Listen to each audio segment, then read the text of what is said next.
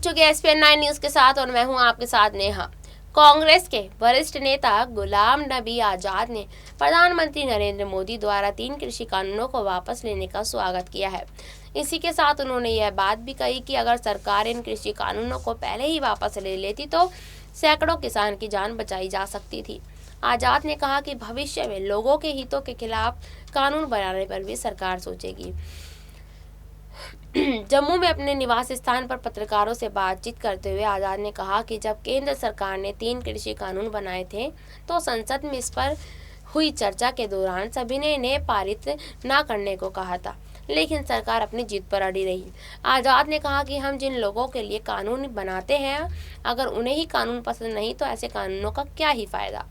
सरकार के 3 कानून बनाने से 1 साल से भी अधिक समय से आंदोलन कर रहे कई किसानों को न सिर्फ अपनी जान गंवानी पड़ी बल्कि उन्हें भीषण गर्मी और ठंड के बीच अपनों से दूर सड़कों पर दिन रात गुजारने पड़े। बेहतर होता कि सरकार ऐसे कानूनों को पारित ही ना करती। यह पूछे जाने पर कि क्या कृषि कानून वापस लेने से सरकार पर अनुच्छेद 370, 35 से सहित कई अन्य कानून वापस लेने के लिए विपक्ष दबाव डालेगा, इस पर आजाद ने कुछ भी स्पष्ट रूप से नहीं कहा।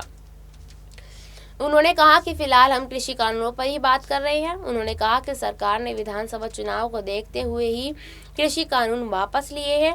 वहीं कांग्रेस में गुटबाजी पर आजाद कुछ भी कहने से बचते रहे। उनका कहना था कि कुछ मामलों पर पार्टी में ही चर्चा की जाती है। पत्रकारों ने गुलाम नबी आजाद से यह भी पूछा कि उन्हें पार्टी की अनुशासन मत कमेटी से बाहर क्यों किया गया। इस पर उन्होंने कहा कि यह कई वर्षों से इस कमेटी में थे, इसलिए इनमें ना तो कोई चिंता की बात नहीं है और ना ही यह कोई मुद्दा है। जब उनसे पूछा गया कि उनकी ही रैली में पार्टी के एक पूर्व मंत्री ने प्रदेश प्रधान गुलाम अहमद मीर नहीं चलेगा बोला था, तो इस पर आजाद बोले, पार्टी में लोकतंत्र है, लोकतंत्र में हरेक को अपनी बात कहने की इजाजत है।